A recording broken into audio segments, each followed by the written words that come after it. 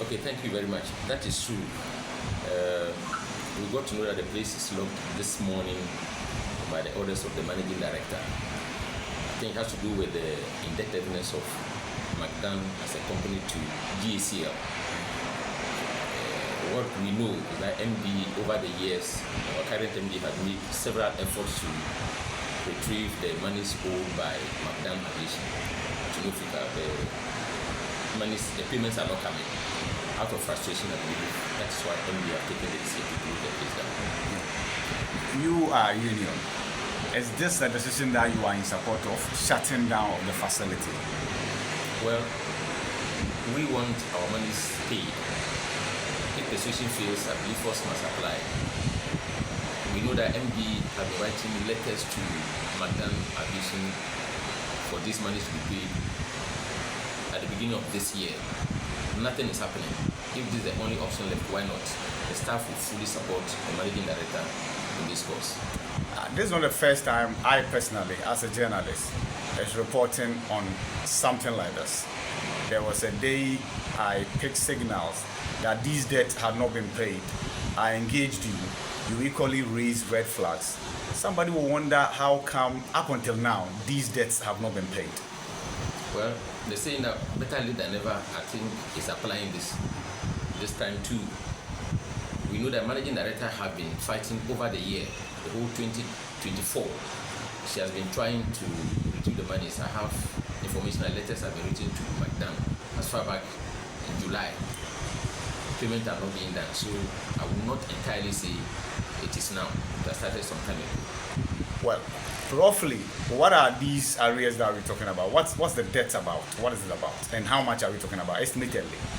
Well, McDan occupies a portion of Terminal 1. I know McDan had bought about some 5 acres of land around the Duncan William Church area, which is operating, and I know he's making money out of it. And roughly, it will not be less than $3 million that is in debt, much as we know. Well, now, is McDan the only company operating within the...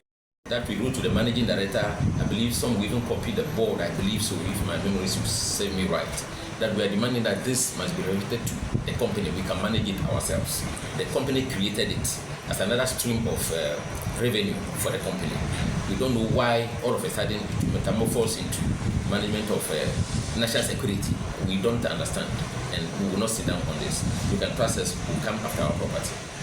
Is that something you want investigations into, to find out whether indeed it's national security that was even managing it and the circumstances under which the CIP was managed? Will you want investigations into that? Like I told you, we don't understand how national security will be managing business at the airport anyway. That tells you that we are not convinced with that explanation. So investigation definitely will support it.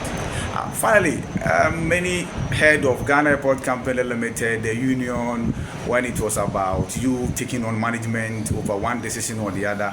But there's been some quiet in recent times. Is that to say all is well with management this time around? Well, all may not be well, but we need to say thank you to the new managing director. The current managing director, Madam Yvonne, she's been doing so well. Our welfare might not be 100%, but she's doing a bit, and we are satisfied to a large extent. So why not? Nobody is going around looking for trouble. Now that there's some managing director that is taking good care of us, why not? We support her, and we only support her to make the place better.